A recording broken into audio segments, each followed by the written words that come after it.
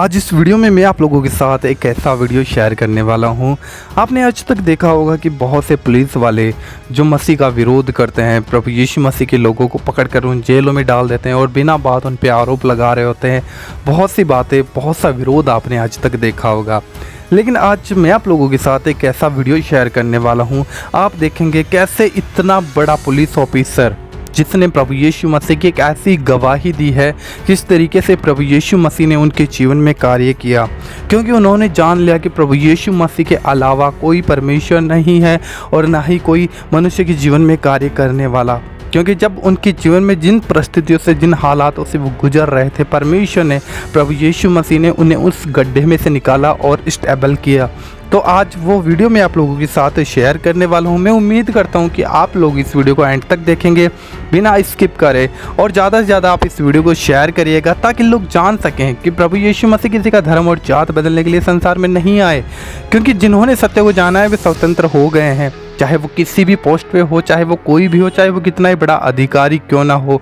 जिन्होंने सत्य को जाना है वे स्वतंत्र हुए हैं। और सत्य को जानने का अनुग्रह जब तक परमेश्वर किसी के ऊपर नहीं करता तब तक कोई सत्य को जान भी नहीं सकता।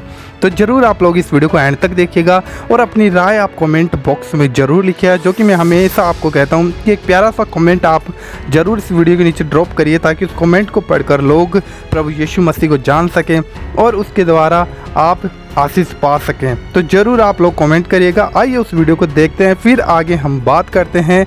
आप देखते रहें। मैं हूं गुंटूर से, जो कि आंध्र प्रदेश में है, और मेरे पिता का नाम है नागभूषण, और हमारा एक बड़ा सा परिवार है।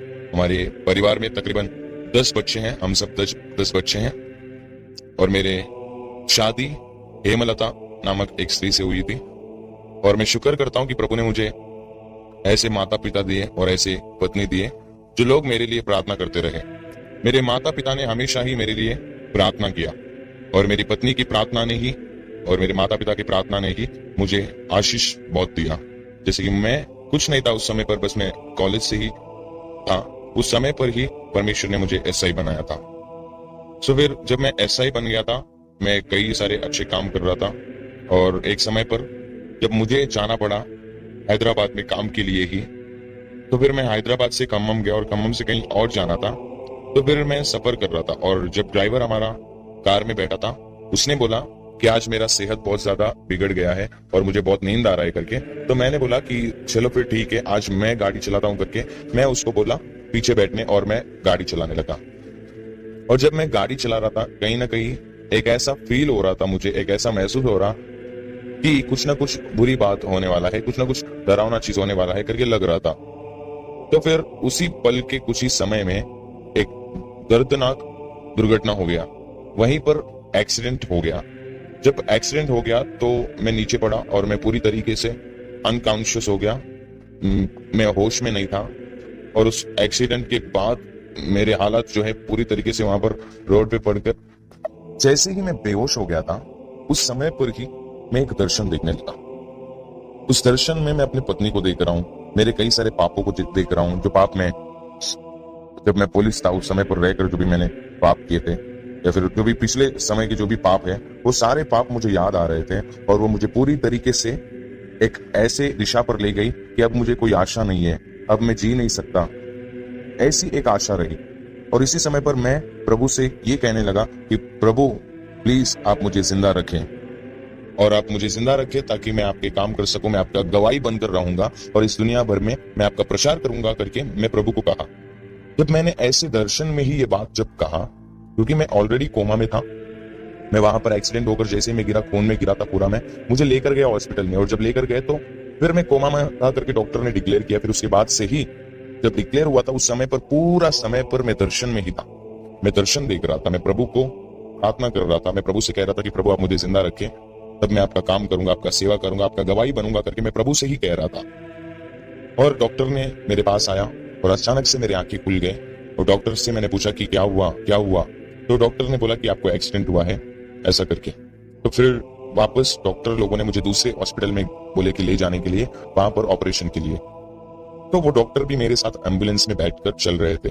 जब जा रहे थे हम एम्बुलेंस में, तो धीरे धीरे मेरा जो पेट था वो अधिकतर बढ़ता गया, और जब बहुत तेजी से वो बढ़ रहा था, सूज रहा था, उस समय पर डॉक्टर बहुत ज्यादा उस चीज को लेकर परवाह कर रहे थे, उनको बहुत तकलीफ हो रहा था और उन्होंने मेरे परिवार को बताया और मैंने मना कर रहा था उनको बताने से, क्योंकि मेरे परिवार मुझसे बहुत प्यार करते हैं, मेरी पत्नी मुझसे बहुत प्यार करती है। मैं सोचा कि अगर उनको पता चलेगा तो वो मर ही जाएंगे करके मैं सोच रहा था।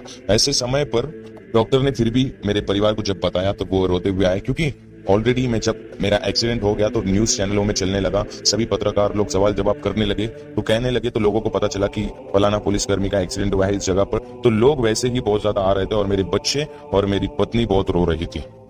और जैसे ही डॉक्टर ने देखा कि मेरा पेट धीरे धीरे सूज रहा है, डॉक्टर ने बोला कि ऑपरेशन के लिए दूसरी जगह ले जाना है। फिर दूसरी जगह जब ले गए मुझे, उस जगह पर उन्होंने जब मेरे शरीर को, जब मुझे पेट को जब उन्होंने खोला, तब उस समय पर उन्होंने देखा कि मेरा जो नाड़ा था पेट के अंदर का, वो पूरी तरीके से फर्स्ट एंड जो छोटा और बड़ा नाड़ा दोनों पूरी तरीके से जो है डैमेज हो गया।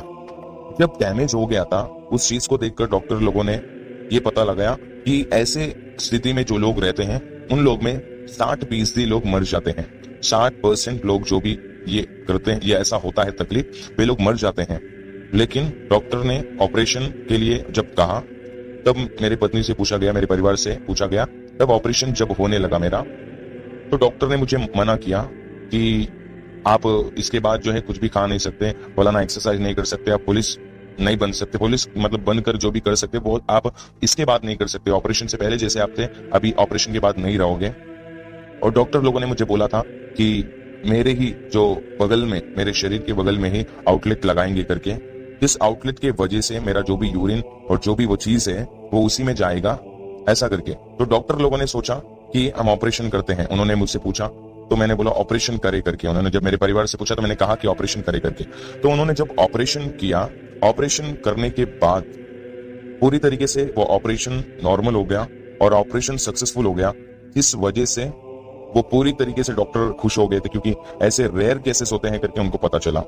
इसके बाद उन्होंने मुझे जो मना किया था कि खाने से मना किया था कि आप ज्यादा नहीं खा सकते और फलाना चीजें नहीं खा सकते, उन्होंने कई सारी चीजें मना किया था, लेकिन बाय गॉड्स ग्रेस, खुदा की दया से मैं सब कुछ अभी अच्छे से खाने लगा।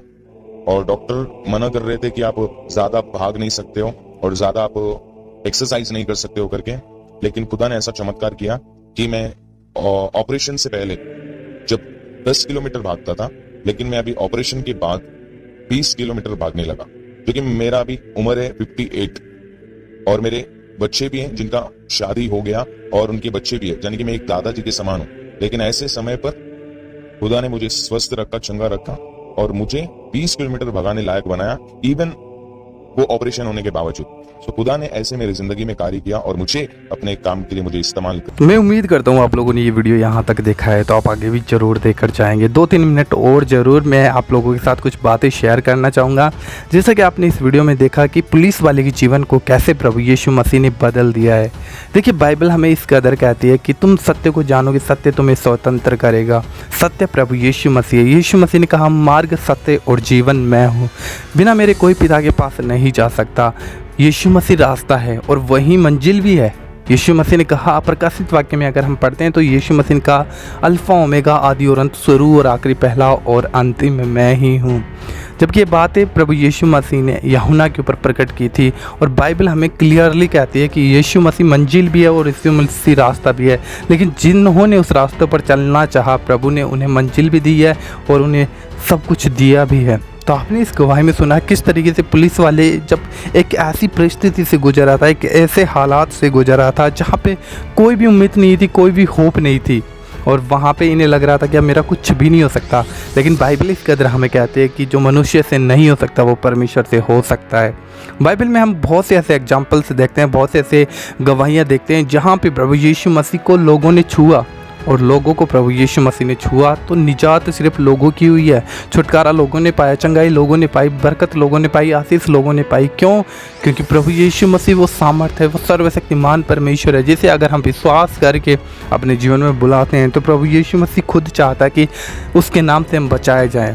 क्योंकि धरती और आकाश में सिर्फ एक ही नाम दिया गया है और वो है प्रभु यीशु मसीह, जिसके द्वारा हम उद्धार पा सकते हैं, सदा का जीवन और सदा की शांति।